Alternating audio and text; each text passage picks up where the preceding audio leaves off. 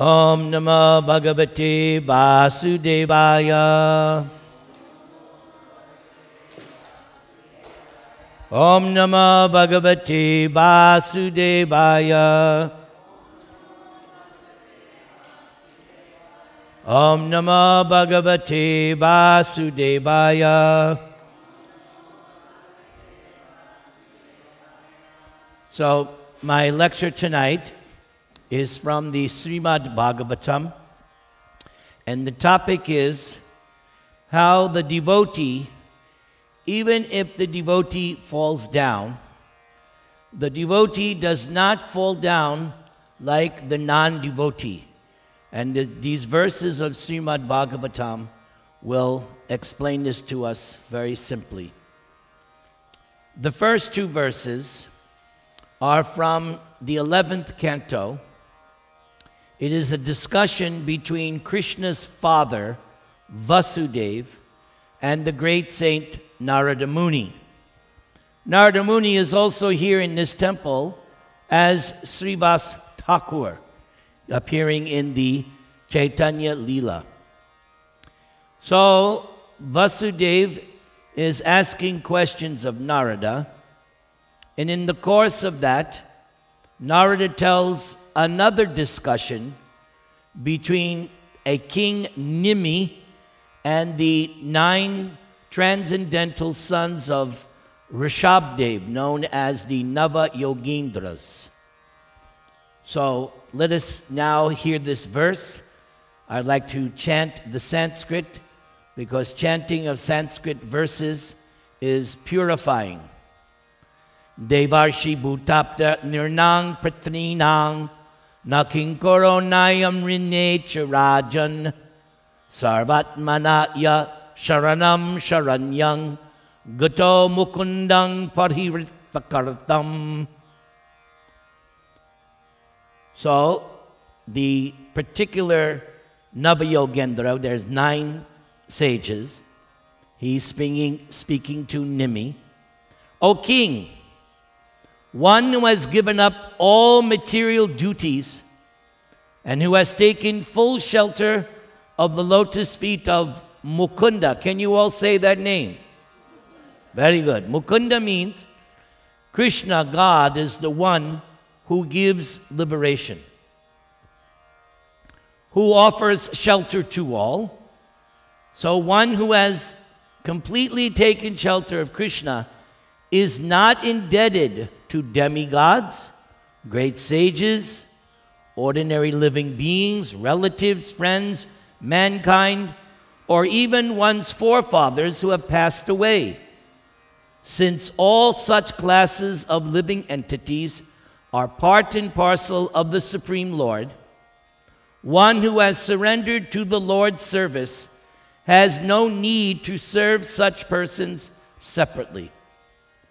So, normally, for anyone else,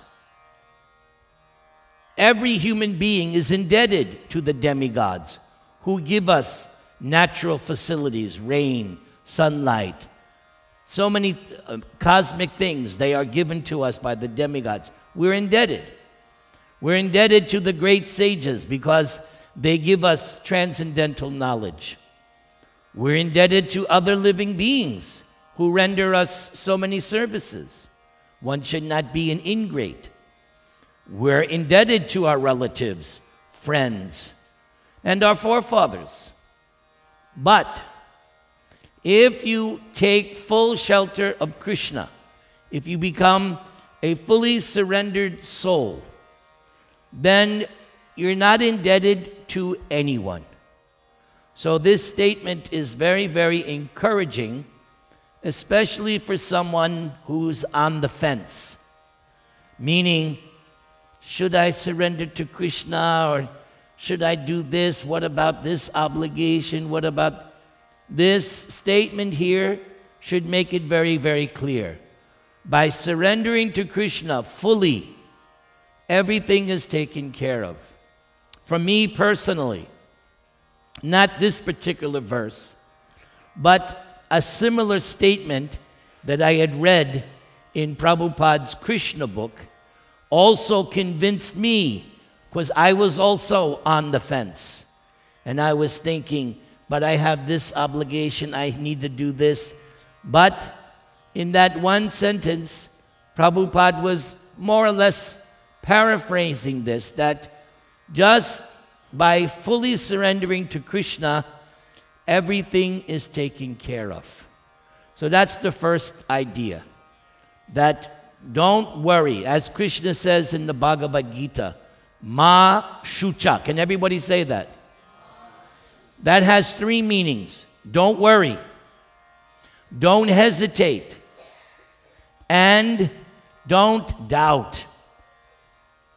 Just take shelter of Krishna fully and don't worry about so many things.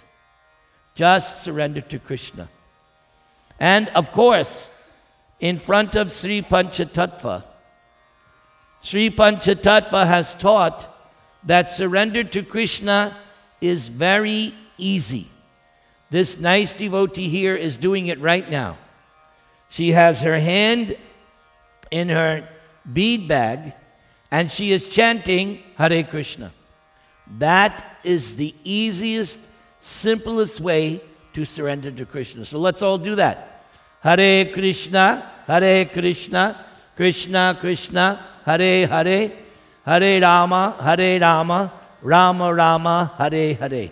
Now you have taken shelter of Krishna. So now you have no debts.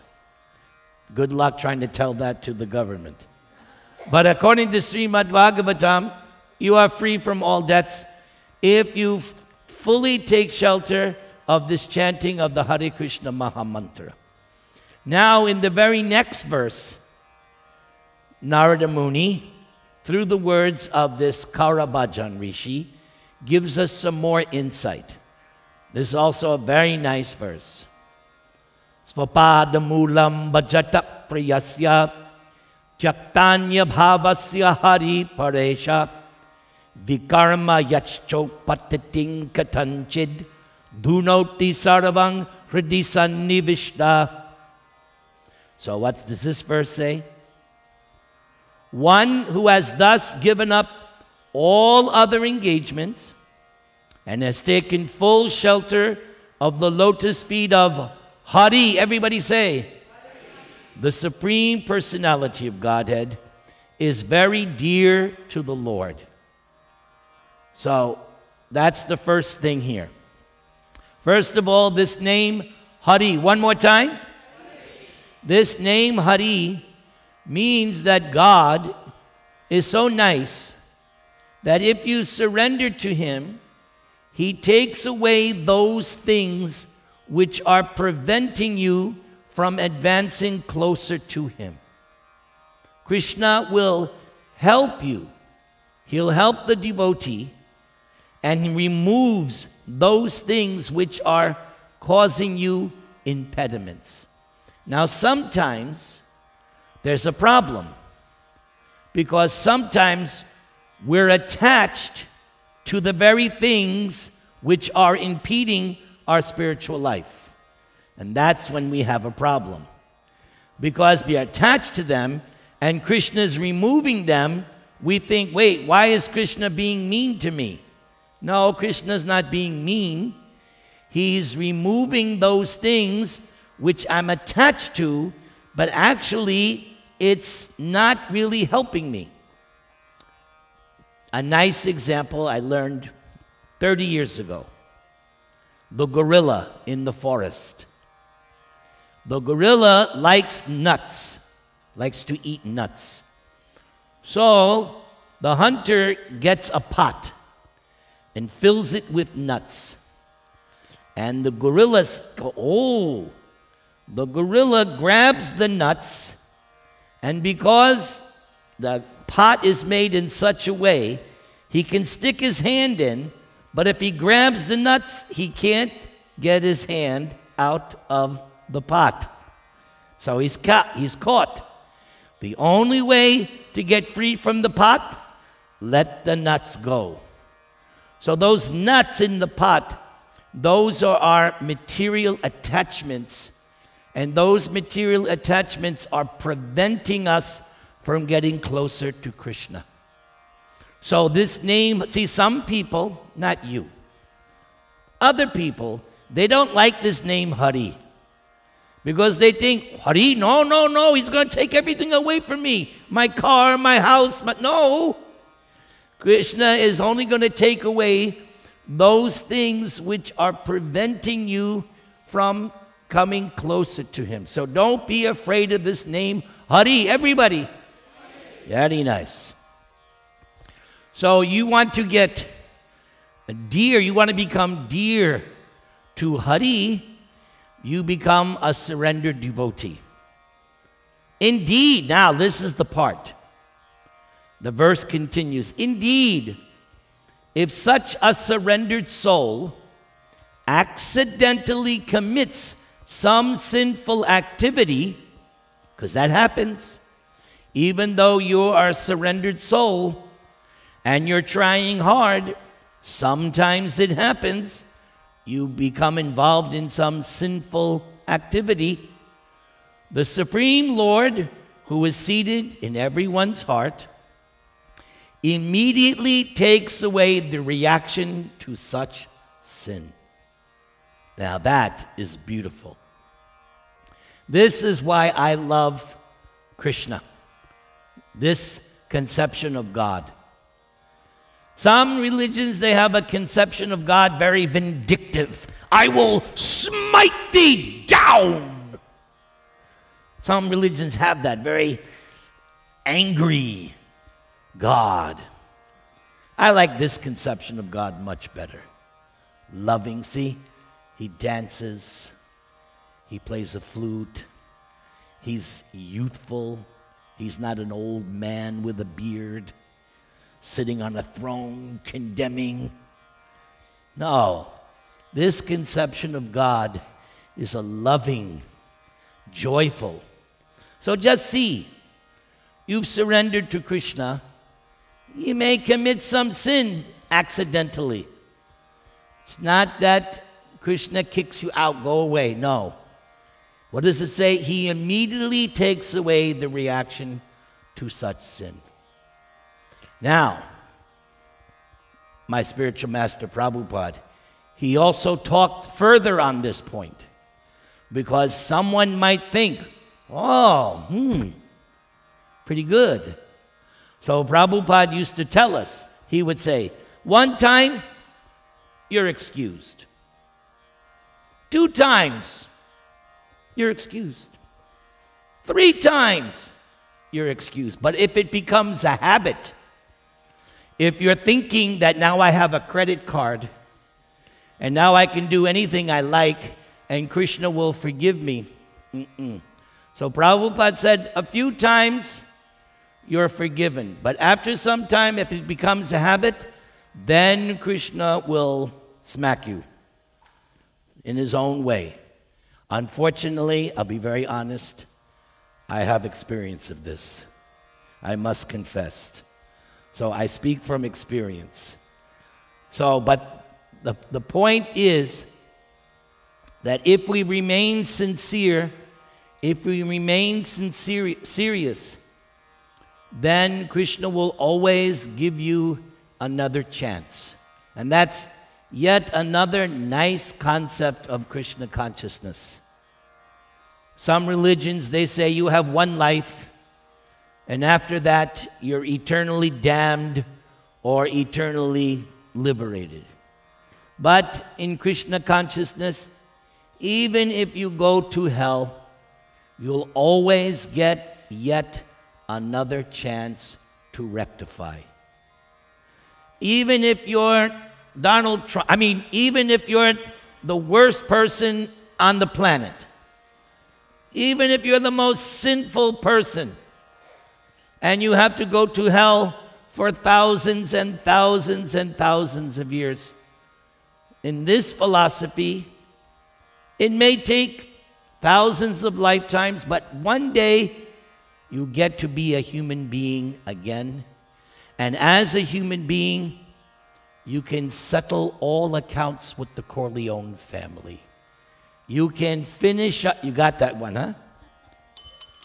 Very good. You can settle up your karma. That's why the human form of life is so important. There are so many verses. Durlabha manava janma.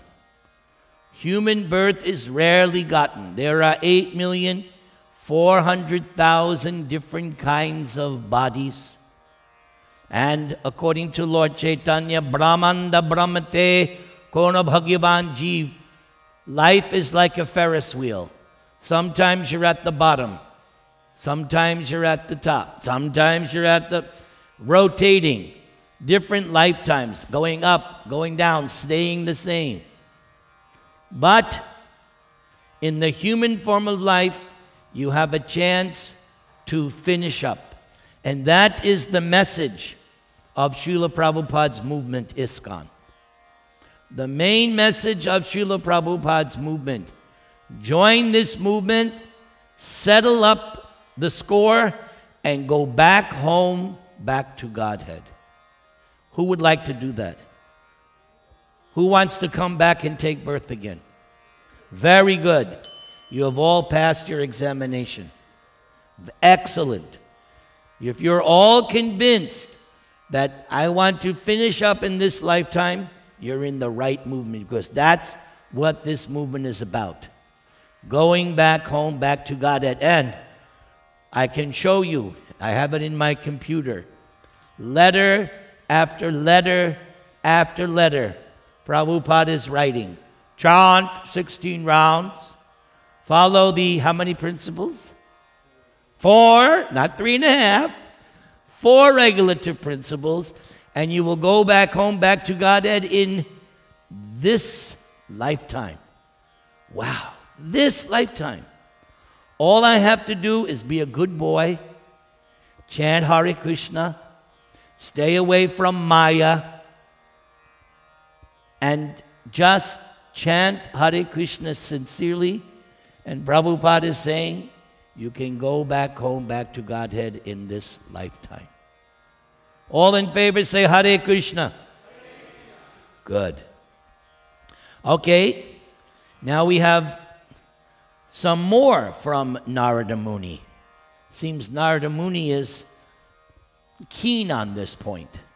So the next verse, Narada Muni is preaching to his disciple Vyasadeva. Vyasadeva is the compiler of all the Vedic literatures. The Vedas, he took the one Veda and broke it out into 4. He compiled 108 Upanishads. He compiled 18 Puranas. He wrote another masterpiece, Mahabharata. He wrote the Vedanta Sutra, which is a very scholarly Sanskrit work. And his final masterpiece was Srimad Bhagavatam. So his spiritual master, Vyasadeva's spiritual master, is Narada Muni. So when Narada was instructing him, because before writing Srimad Bhagavatam, Vyasadeva one day woke up, started his spiritual morning practices, and he felt disturbance in his heart. His mind was not settled. There was some doubt, some confusion. And just at the very moment, Narada Muni appeared on the scene. Narada Muni, he is a transcendental spaceman. He can go to any planet in the universe by will. He has an instrument that was given to him by Krishna. You saw last night I played guitar. But Narada Muni's instrument was given to him by Krishna. Who can claim that? And this instrument is very special. You heard last night when I played pling, pling, pling, right? But when Narada Muni plays his veena, what sound comes out? Radhika Ramana. So Narada Muni is always in transcendental consciousness. He plays that veena, out comes Radhika Ramana, Radhika Ramana, Radhika Ramana, the holy name of God. So he's always in transcendental consciousness. And he doesn't need an airplane. He can fly at will. So when Vyasadeva was having this moment of doubt, Narada appeared and instructed him to write Srimad Bhagavatam. So in the course of that narration, in the course of those instructions, here is one of the things Narada said. Tyaktva svadharmang charanam bhujang harer bhajan pakvota patitato yadi yatrakva babhadram abud amushya king ko varta apto bhajatang swadharmataha. What does Narada say? O Vyas, one who has forsaken his or her material occupation to engage in the devotional service of the Lord may sometimes fall down while in an immature stage. Yet, there is no danger of one's being unsuccessful. On the other hand, a non-devotee, though fully engaged in occupational duties, does not gain anything. So, here are the main points. First of all, yes, you are allowed to forsake your material occupations only if you are prepared to be engaged fully in devotional service. So that's an important point. Krishna consciousness does not teach anyone to be irresponsible. But if you are prepared to fully engage in devotional life, then if you forsake your material occupations, it's okay. But then Narada says, still, while in an immature stage, you could fall down. If you are mature in devotional service, you don't fall down. And that's how you tell who is a mature devotee. The mature devotee doesn't fall down.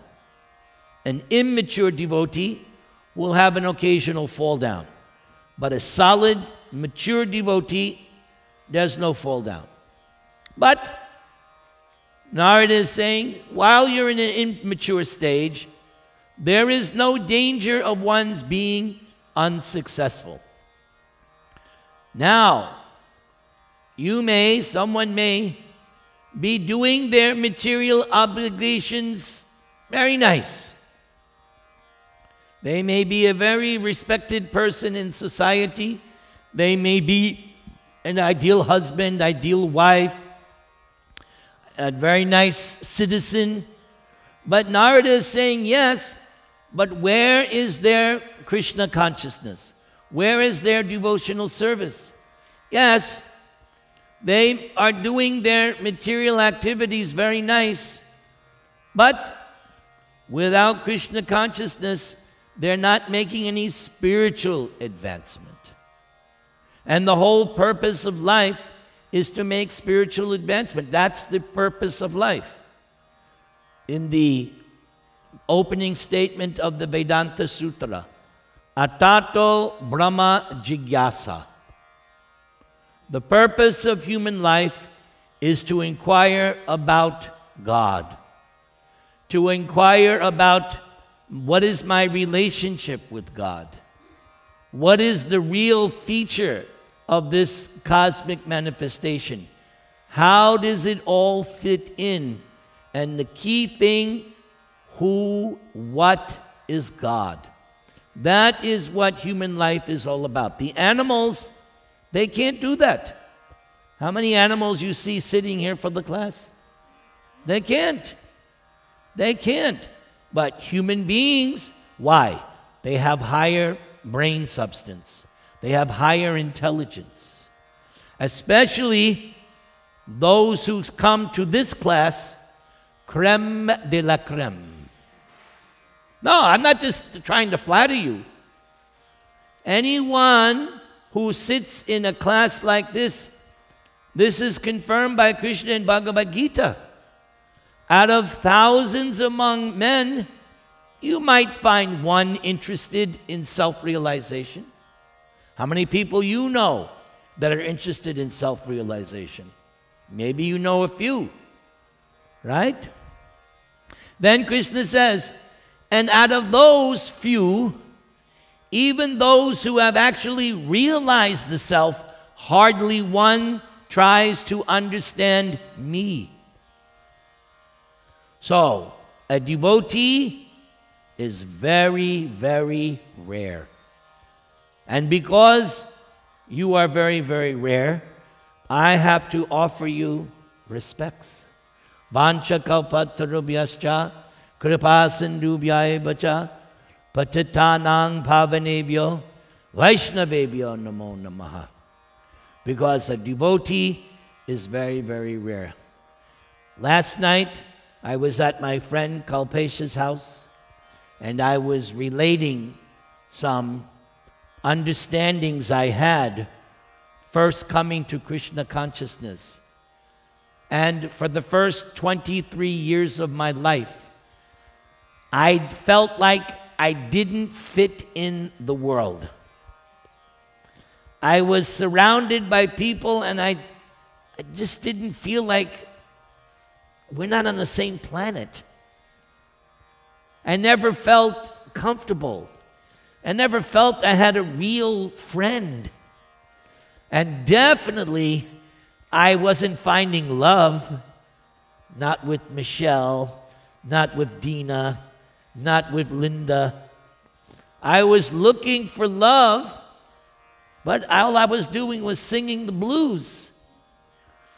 But then I met these people, Hare Krishna people, with the paint on the face.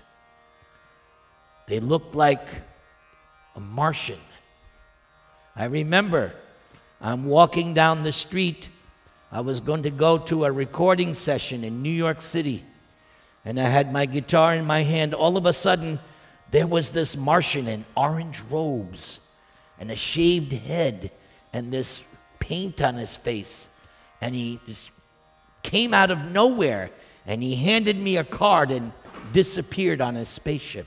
I was like, what? What was that? And I looked at that card. Chant this mantra, and your life will be sublime. I put it in my guitar case. In that recording session, I bombed. I really flunked. I sang off key. I was horrible. And that night, on the way home, I pulled out that card. And I kept looking at it. It had a picture of Lord Chaitanya, had the Hare Krishna mantra, and at the bottom, chant this mantra, and your life will be sublime. So, the 2-hour bus and train ride, that's all I did was stare at that card and looked at that Hare Krishna mantra. And that changed everything, just from that incident. And when I met more devotees, when I met or saw Srila Prabhupada, and when I got prasadam, I said to myself, now I have found what I've been looking for. I have finally found it. People, nice people, great food, the best food. Nowhere in New York City could I get this kind of food. This prasadam was so good. Who likes the prasadam here? You like the prasadam here? Right? It's so good, isn't it? I also had good prasadam today. Breakfast at your house. I had lunch at another house. What a life. The life is, and this is the religion I joined. Chant, dance, take prasad. That's my religion. Nothing else. Chant Hare Krishna, dance in ecstasy, and then take prasad. I am willing to do this not just in this lifetime, lifetime after lifetime after lifetime. And if we go back to Godhead, we can do this with Krishna. We can eat with Krishna. Yes. So the non-devotee, because the non-devotee stays on the material platform, maybe he can make a little advancement on the material plane, but usually the sinful and pious activities balance out, so they come back again as a human being. Now just think about it. You know what it was like going to school, puberty. You want to go through that again? Not me. No, I don't want to have to go through that again. But if you have to come back as a human being again, and if your sinful activities outweigh your pious activities, then you have to take a lower birth. So the non-devotee, Narada is saying, you're not gaining anything. But even any sincere endeavor to make advancement of Krishna consciousness, you are not going to be unsuccessful. So I have one more verse. Please chant the Mahamantra, everybody.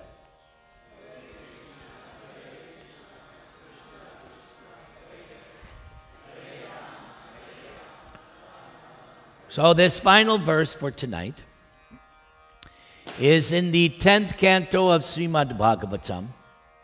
This 10th canto is where Krishna's pastimes are explained. The way the Srimad Bhagavatam is put together, it is done very scientifically. In the first 9 cantos, which are a couple of hundred chapters, all right, in the first 9 cantos, Vyasadeva explains to us what we mean by this word Krishna. Everybody say. So this word Krishna, it takes 9 cantos, several thousand verses, just to explain how this word Krishna, how it should be understood. Then, in the 10th canto, Krishna's appearance in activities is nicely given in 90 chapters. There's a verse in the Bhagavad Gita. Janma karma chame divyam evam yo veti tatvataha tyaktva dehang punar janma naiti mam eti sorjuna. This verse of Bhagavad Gita is very encouraging. Krishna himself tells Arjuna that if you know factually, in truth, my birth and my activities, then this is your last birth in the material world. You won't have to come back.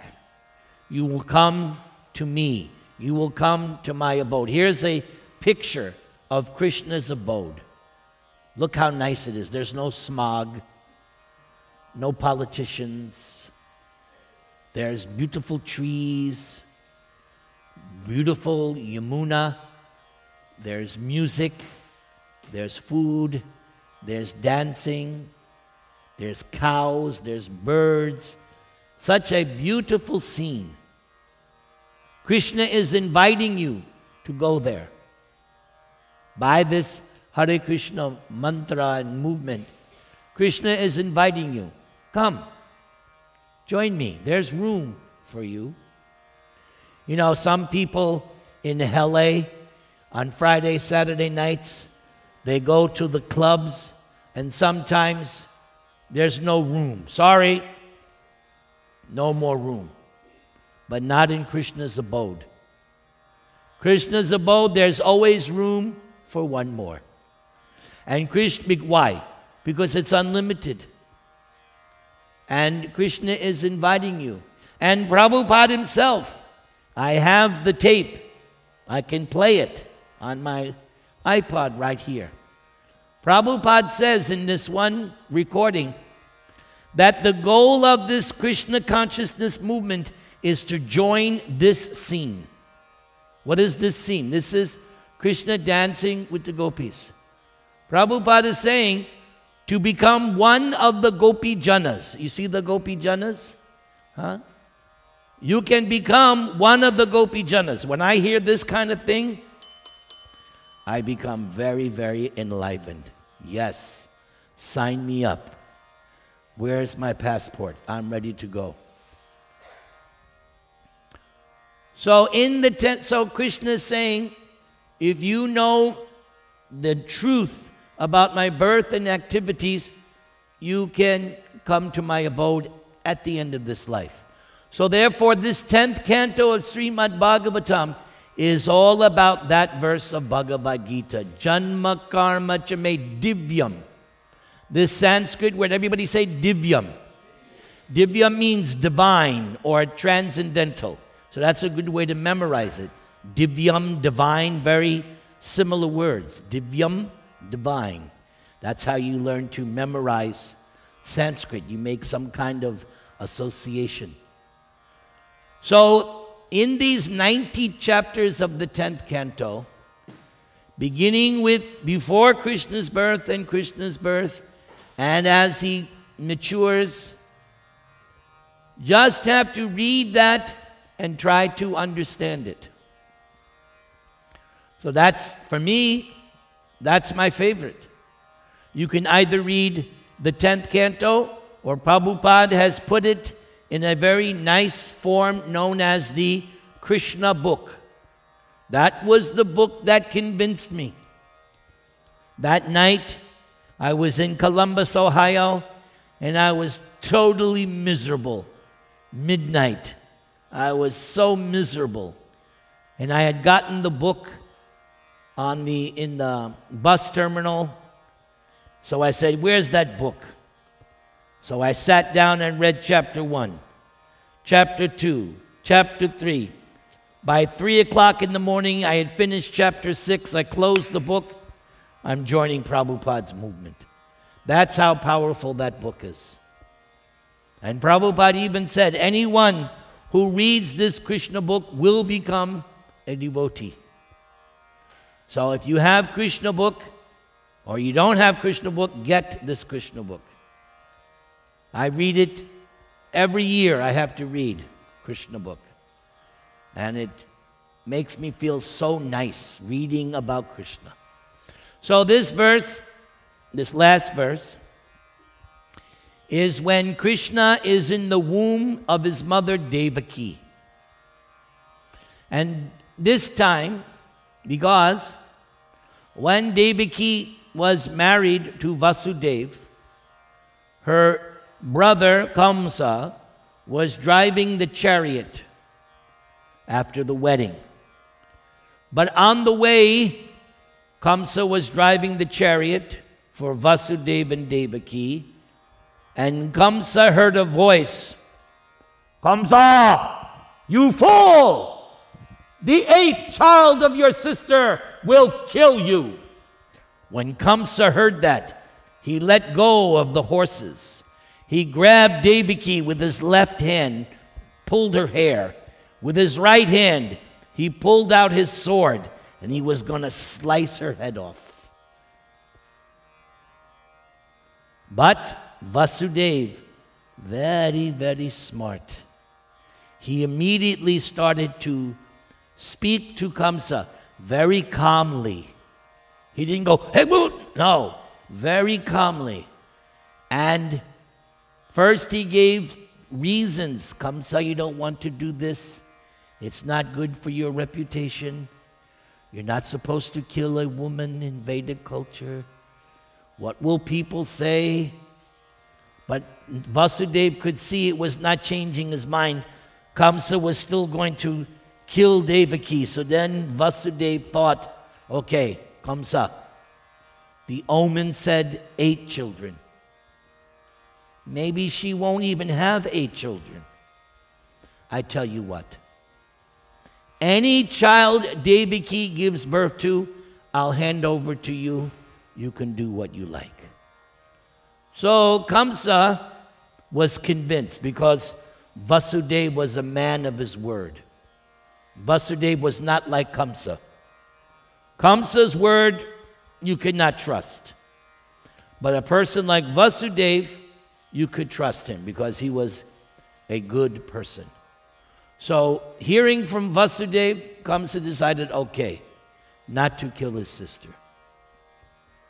But then, after the first child was born,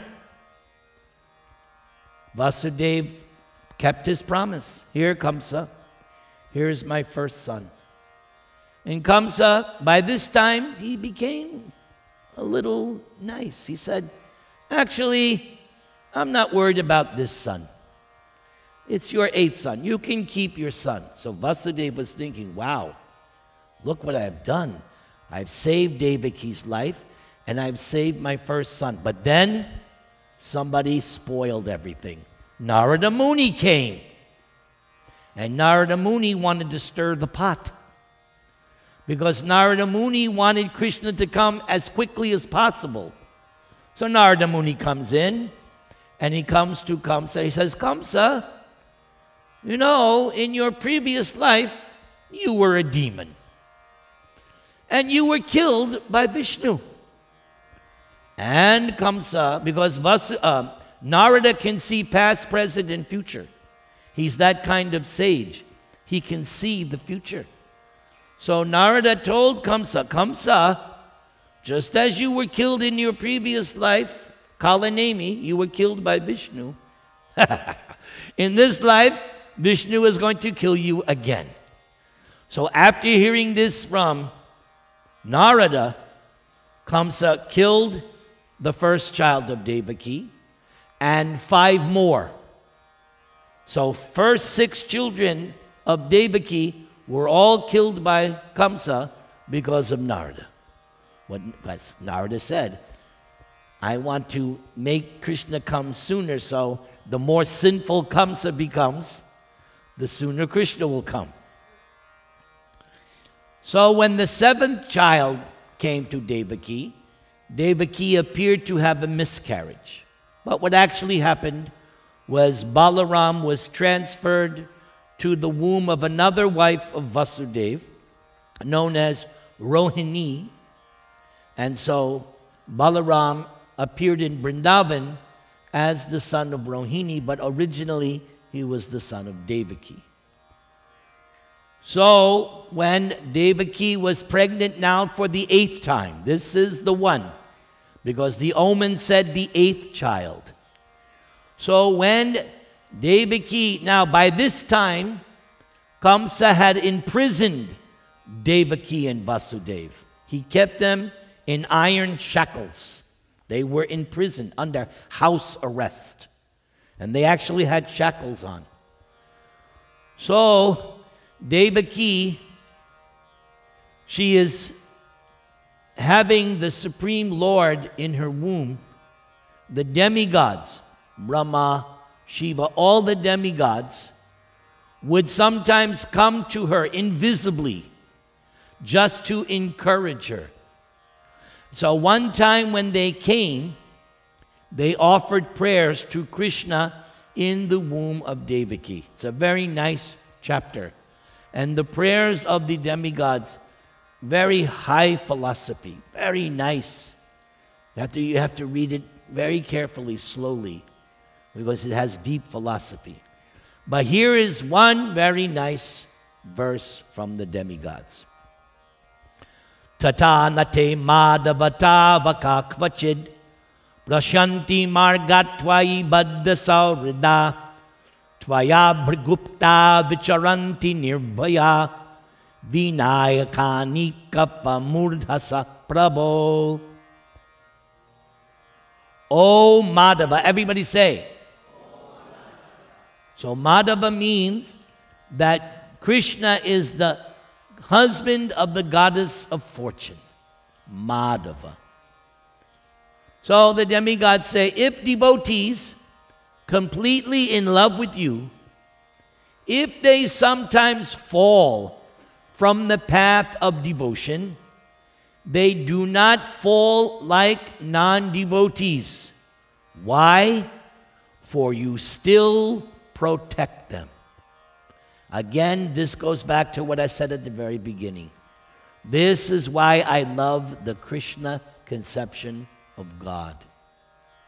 He's very compassionate towards his devotees, especially in his form as Lord Chaitanya Mahaprabhu. Krishna in his most compassionate. Krishna's compassionate, but in the form of Lord Chaitanya, he's too compassionate. So, better than worshiping Krishna, you have the best deal here. Worship Lord Chaitanya, because he's Krishna in his most merciful form. Lord Gauranga Mahaprabhu ki.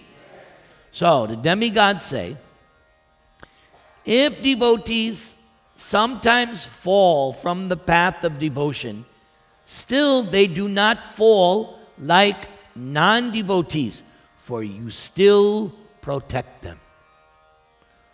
So don't worry about State Farm or farmers. No. They're not going to help you. They'll just take your money. But if you have your Krishna insurance policy, your Krishna insurance policy, here it is. This is your Krishna insurance policy. If you always have this right by your side, then you will always be protected by Krishna. So we need to be more and more attached to this chanting of the holy name. Hare Krishna, Krishna Krishna, Hare Hare, Hare Rama, Rama Rama, Hare Hare. Because Krishna will protect his devotee. And the Bhagavatam is full of the stories. Prahlad Maharaj was protected, even though his father tried to kill him in so many ways. Prahlad took shelter of Krishna. Krishna always protected him. Last Sunday, I was in a different temple and I spoke about Haridas Thakur. And Haridas Thakur, he had full shelter of the holy name. He was always taking shelter of Krishna's holy name. And even he was beaten in 22 marketplaces. Beaten, whipped. And when he was being beaten and whipped, the sentries were saying, after the third marketplace, he should have died. But he's not crying. He's not showing any sign of punishment. So after so many marketplaces, the sentry said, Haridas, we're supposed to kill you. If we don't kill you, we're going to get in trouble. We're going to get beat. Haridas said, oh, you're going to get in trouble because of me? Okay, I'll die. Just see Haridas Thakur. So what did Haridas do? He faked his own death. He went into samadhi and faked that he was dead, just so that they wouldn't get in trouble. The very people whipping him. Haridas Thakur, who can compare to Namacharya Haridas Thakur? Unbelievable. He was always chanting, Hare Krishna, Krishna Krishna, Hare Hare, Hare Rama, Rama Rama, Hare Hare. He never had any apathy towards chanting. He was always eager to chant. So they threw him in the Ganges River. So the sentries went back. We did our job. We killed Haridas. We beat him. And now we have put him, because Haridas was a Muslim, but he had become the greatest devotee. So in those days, the Muslim culture, if somebody was a heretic, they wouldn't bury him in the ground. They would throw him in the ocean. That was like a curse. So they told the Qazi, Haridas now has drowned in the Ganges. But after some time, Haridas reappears, Haribol.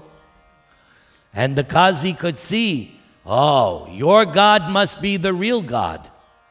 He was convinced because Haridas, beaten in 22 marketplaces, no pain, no gain. And so the Qazi told Haridas, you have proven yourself. You are the real thing. You are the true self-realized soul. Now, do whatever you like. Go wherever you like. You are free to do. So Haridas continued his chanting. And there is Haridas when he gave up his body. Look who's holding him in his arms. Lord Chaitanya Mahaprabhu. Lord Chaitanya danced with him. And when Haridas gave up his life, he asked permission first from Lord Chaitanya. He said, my Lord, I know soon that you will end your pastimes. I don't want to see that. I want to give up my body in front of you. And Lord Chaitanya played with him. Haridas, all my happiness is because of you. How I can let you go before I need you for my happiness? And Haridas said, no, my Lord, please. You must fulfill my desire. Let me give up my life in front of you. So Lord Chaitanya said, well, pray to Lord Jagannath. Let's see what the Lord does. So Lord Chaitanya left, and the next day Lord Chaitanya came with his associates. And Lord Chaitanya started to describe the glories of Haridas Thakur. And it was as if Lord Chaitanya had 5 mouths. He had so many wonderful things to describe the character and history of Haridas that he was chanting 22.5 hours every day. I struggled to do 16. After 16, I'm like, I did it. 16, wow. Haridas was doing 22.5 hours. We do 16. Haridas was doing 3 times 64. Who can imitate? Impossible. Because he's Namacharya Haridas. Haridas Thakur was so humble, so meek, so mild. He always kept himself in the back. So Lord Chaitanya then said, okay, Haridas, what is your desire? So Haridas sat in front of Lord Chaitanya, and he put Lord Chaitanya's feet on his lap. And looking at the moon-like face of Lord Chaitanya, Haridas, how did he give up his body? Sri Krishna Chaitanya, Sri Krishna Chaitanya, and he gave up his life in front of Lord Chaitanya, holding Lord Chaitanya's feet to his heart. And there you see, on the death of Haridas, Lord Chaitanya is dancing with him. They had a big festival, big prasad. And Lord Chaitanya said, the world will now lament the loss of this great devotee. So, in conclusion, the conclusion of all my lectures is always the same. I have only one message. Chant Hare Krishna and take prasad. Hare Krishna, Hare Krishna, Krishna Krishna, Hare Hare, Hare Rama, Hare Rama, Rama Rama, Hare Hare.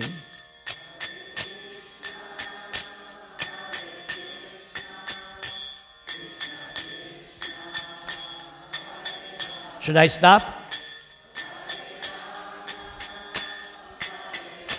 When does it end?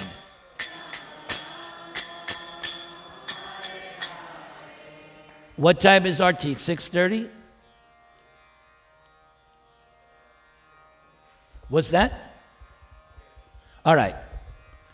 So let's get... I'm just chanting. Hare Krishna, Hare Krishna, Krishna Krishna, Hare Hare, Hare Rama, Hare Rama, Rama Rama, Hare Hare.